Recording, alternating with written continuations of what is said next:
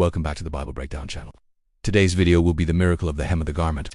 Have you ever felt lost in a crowd, desperate for just a moment of connection, a glimmer of hope? Today, we're diving into a story about a woman who did just that.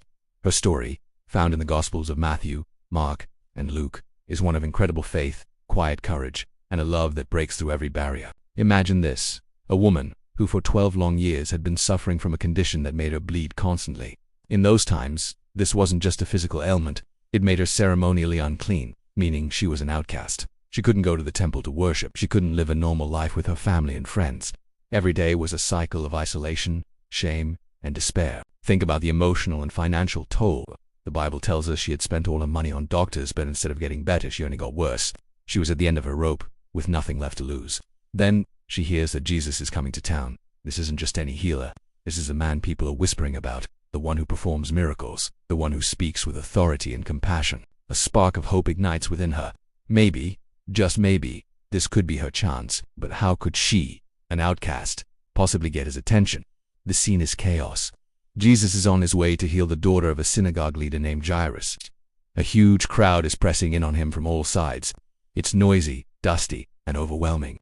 For our woman, this crowd is both a challenge and an opportunity. It's a challenge because she has to push through, unseen, unheard, but it's also an opportunity because she can hide in it. She doesn't have to announce her presence. She doesn't have to risk public humiliation. Her plan is simple, born out of pure desperation and a budding, powerful faith. She thinks to herself, if I can just touch the edge of his robe, I will be healed. Not his hand, not his face, just the very hem of his garment. This wasn't superstition. It was a profound belief in the power that resided in Jesus. She believed that even the smallest connection to him was enough. The fringe, or tassel, of a Jewish man's cloak was a symbol of his religious devotion and identity. By reaching for it, she was reaching for the very essence of his holiness and power. So, she summons every ounce of strength she has left. She fights her way through the throng, inch by agonizing inch. People are pushing, shoving, completely unaware of the silent battle being fought in their midst. Finally, she's close enough. She reaches out a trembling hand and her fingers brush against the fabric of his cloak. Instantly, something incredible happens. The bleeding that had plagued her for over a decade stops. She feels it in her body, a surge of wholeness, of peace. She is healed. The long nightmare is over. She probably wanted to just melt back into the crowd, to savor this private miracle and go home a new woman. But Jesus had other plans. He stops dead in his tracks. In the middle of this urgent mission, surrounded by a pressing crowd, he turns and asks a question that must have confused everyone. Who touched my clothes? His disciples are baffled. Peter, ever the practical one, basically says, Jesus, what are you talking about? Look at this crowd. Everyone is touching you. But Jesus knew this was different. He wasn't talking about an accidental bump. He felt power go out from him. This was an intentional touch, a touch of faith. He looks around, his eyes searching the sea of faces, and the woman, realizing she can't hide, is filled with fear and trembling. She knows what she did was technically against the law. She, an unclean woman, had touched a holy teacher. What would he do? Would he rebuke her? Would the crowd turn on her? With her heart pounding, she steps forward and falls at his feet. And in front of everyone, she tells him the whole truth. She tells him about her 12 years of suffering, about her secret hope, and about the miracle that just happened. She lays her entire life, her shame and her healing, bare for all to see. And what is Jesus' response? Is it anger? Is it annoyance at the interruption? No. He looks at her with pure compassion and says something beautiful. Daughter, he begins. He doesn't call her woman or you. He calls her daughter. In that one word, he restores her identity, her dignity.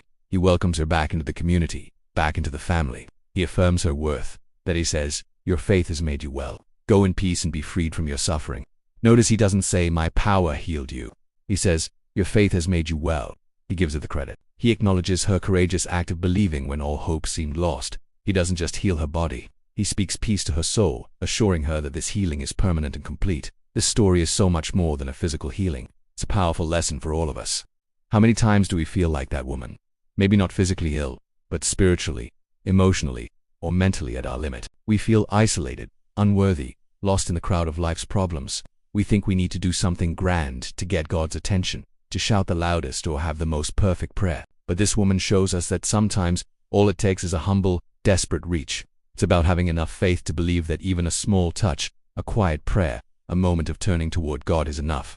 Jesus isn't looking for perfect people. He's looking for people with faith, even if it's just a tiny spark. Her story teaches us that our faith is an active force.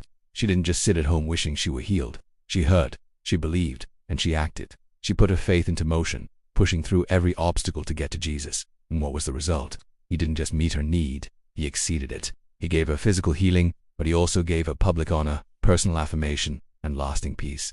He saw her, he knew her, and he loved her. And he sees you too. No matter how lost in the crowd you feel, no matter how unclean or unworthy you think you are, he is aware of your reach. He feels the touch of your faith. So today, whatever you're facing, be encouraged by this woman's story. Take that step. Reach out in faith, even if it's just a whisper of a prayer. Because the same Jesus who stopped for her in that busy crowd will stop for you. Thank you so much for joining me today to explore this incredible story. If it resonated with you, please give this video a like and consider subscribing for more content that dives deep into these life-changing narratives. I'd love to hear your thoughts in the comments below. What part of this story stands out most to you? Until next time, go in peace.